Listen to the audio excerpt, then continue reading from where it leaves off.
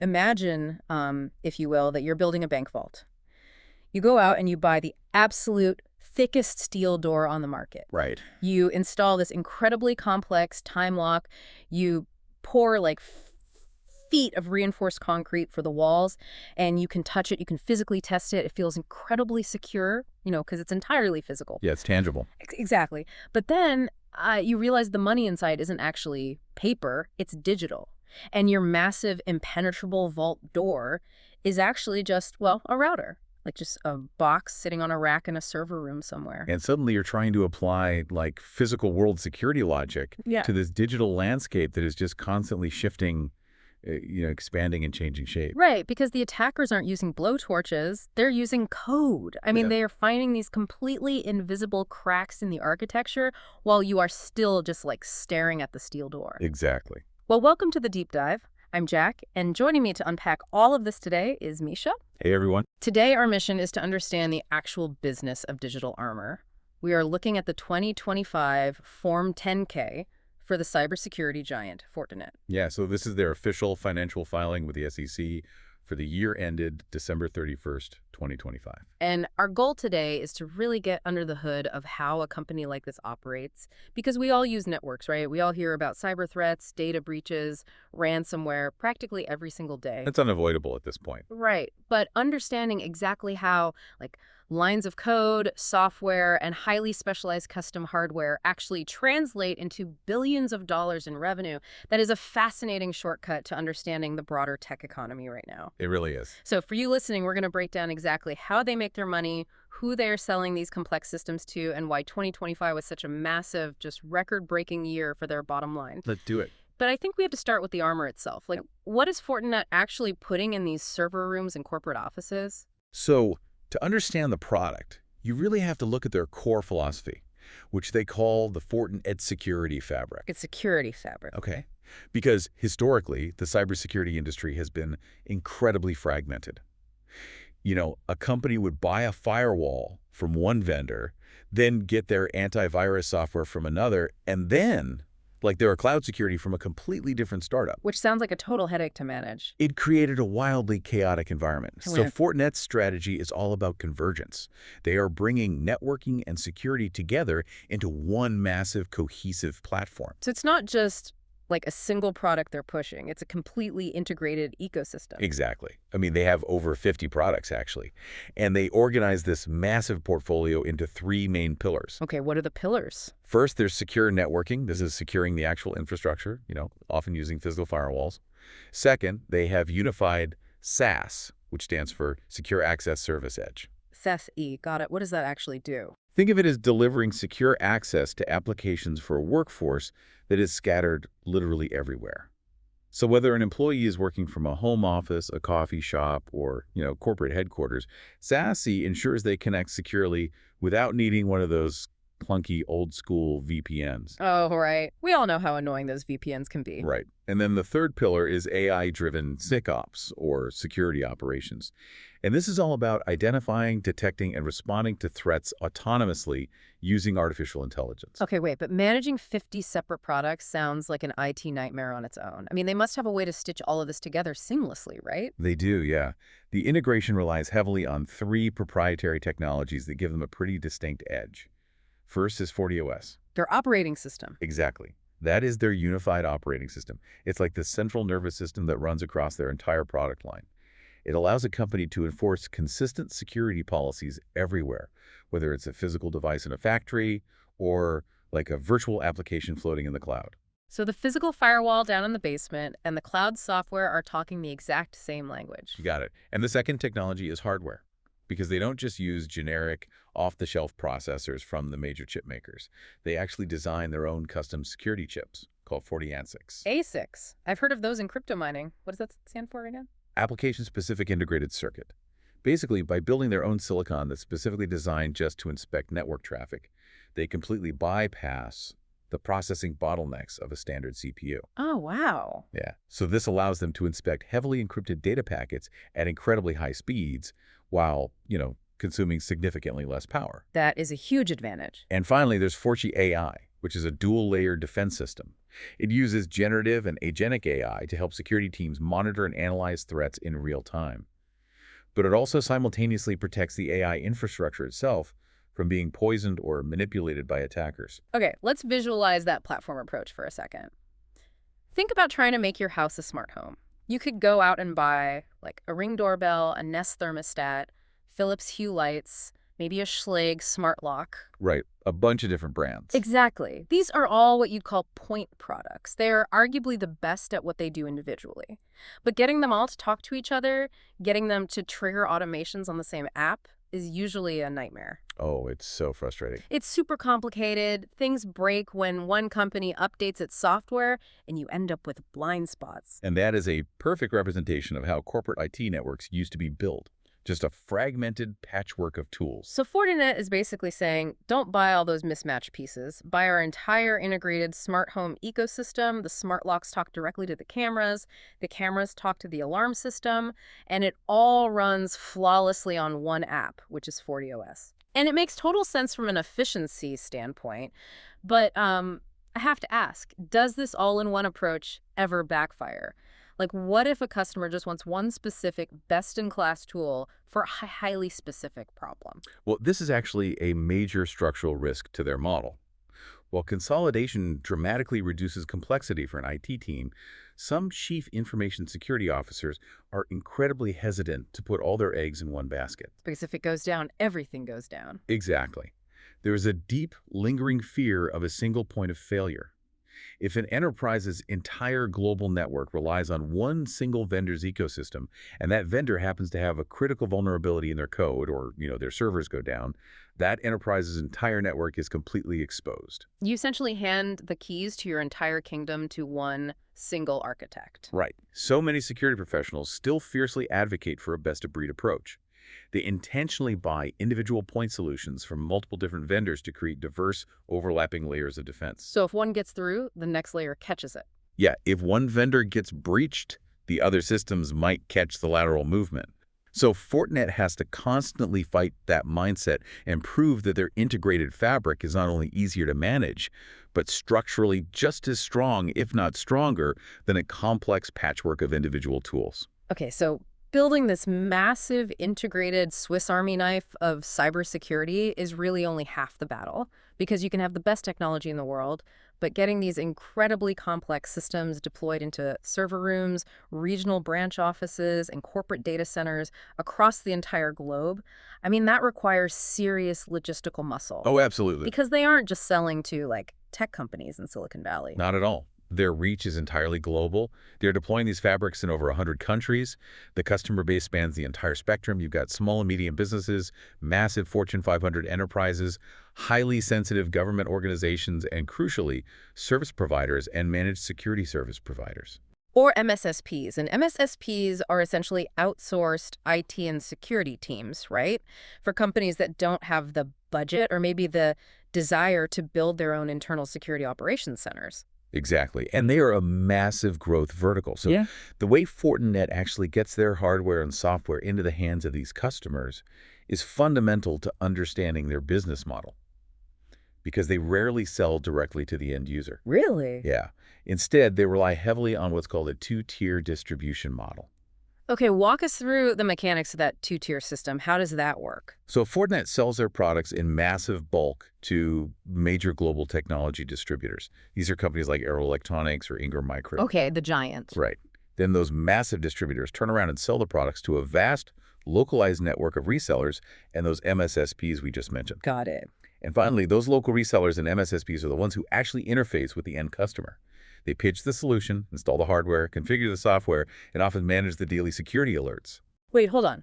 You have a company generating $6.8 billion in revenue, and they are outsourcing almost their entire sales pipeline and direct customer interaction to third parties. Pretty much, yeah. That sounds like a massive loss of control over the customer relationship. I mean, you are relying on someone else to explain your highly complex technology. It's definitely a calculated trade-off, but the concentration risk is staggering. Because they rely so heavily on this channel model, a very small number of massive distributors represent a frighteningly large chunk of their revenue. How large are we talking? Well, at the end of 2025, just one single distributor accounted for 32% of Fortinet's total net accounts receivable. Wait, 32%? Almost a third of the money they are owed is sitting with a single middleman. Yes, just one. That is wild. If that partner decides to shift their strategic focus to a competitor, or if they experience sudden financial difficulties, the impact is immediate. Yeah. Ironically, if that distributor themselves suffers a massive ransomware attack and simply cannot process purchase orders, it would severely bottleneck Fortinet's billings and revenue for the quarter. Wow. It's a high-efficiency model, for sure, because Fortinet doesn't have to employ a global army of direct salespeople on their own payroll, but it creates a very fragile dependency on the supply chain. Trusting those channel partners with the keys to the financial kingdom is a massive risk. But, when you look at the balance sheet, you start to see why they tolerate it, because the financial leverage this model creates is absolutely staggering. It really is. Let's look at the actual financial scorecard for 2025 and see how this distribution engine performed. Well, if we look at the top line to see if this convergence strategy is actually working, the numbers are pretty aggressive. Yeah, total revenue hit $6.8 billion in 2025. That is a 14% jump from $5.96 billion in 2024. In an environment where, a lot of enterprise tech companies were facing budget cuts and tightening their belts, 14% top-line growth at a multi-billion-dollar scale is exceptional. It's huge. But to understand the mechanics of that growth, you really have to break the revenue down into its two main buckets, which are product revenue and service revenue. Right. Break those down for us. So product revenue, which consists of the physical hardware appliances and the upfront software licenses, that grew 16% to hit $2.22 billion. Meanwhile, service revenue, which includes their FortiGuard threat intelligence subscriptions and their FortiCare technical support contracts, that grew 13% to reach $4.58 billion. Wait, this contradicts so much of the mainstream narrative right now. So Well, the prevailing wisdom in the tech sector is all about the shift to the cloud, right? Yeah. And software as a service. We are constantly told that physical on-premise hardware is a dying business. Yet Fortinet's physical product revenue grew at 16%, outpacing their service revenue growth of 13%. Why is hardware still moving that fast? because the physical edge of the network is far from dead. While corporate data might be moving to the cloud, employees still sit in physical branch offices. Yeah. Manufacturing plants still have physical assembly lines running on local networks. That makes sense. Yeah, and critical infrastructure, like power grids, they require intense, localized, high-performance security. The proprietary FortiASIC chips we talked about earlier make their physical hardware incredibly attractive for these deployments because they can handle massive data loads without choking the network speed. So hardware isn't dying, it's just becoming like a highly specialized, high-performance necessity for the edge of the network. Exactly. But top-line revenue is just vanity, right? Profit is sanity. How much of that $6.8 billion did they actually keep? The margins tell a really fascinating story about their operational efficiency in 2025. Operating income jumped 16% to $2.08 billion. Wow. And this is a textbook example of operating leverage. They grew their top-line revenue by 14%, but their operating expenses, things like personnel costs, research and development, marketing, those didn't grow as fast. Right, because selling an additional software license doesn't require building a new factory or hiring 10 new engineers. Precisely. As revenue scales, more and more of it drops straight to the bottom line. What about the gross margins on the individual buckets, though? Did the profitability of building the hardware versus running the cloud services shift at all? It did. Product gross margin actually increased by 1.5% compared to 2024. But this is largely a normalization story. Normalization, meaning what? In 2024, they were dealing with elevated inventory-related reserves. They were essentially absorbing the costs of global supply chain chaos and bloated inventory. In 2025, the supply chain smoothed out, inventory levels normalized, and their hardware profitability naturally rebounded. Okay, that makes sense. But running all those software subscriptions and cloud AI tools, that can't be cheap. No, it's not. Service gross margin actually decreased slightly, dropping by 0.7%. As they expand their unified SaaS offerings and host more security services in their own data centers and across public clouds, the infrastructure costs to deliver those services are substantial. Right, server costs add up. Yeah, compute power, server space, energy costs, they are rising slightly faster than the subscription revenue they generate from those specific services, which is just compressing that margin a little bit. Got it.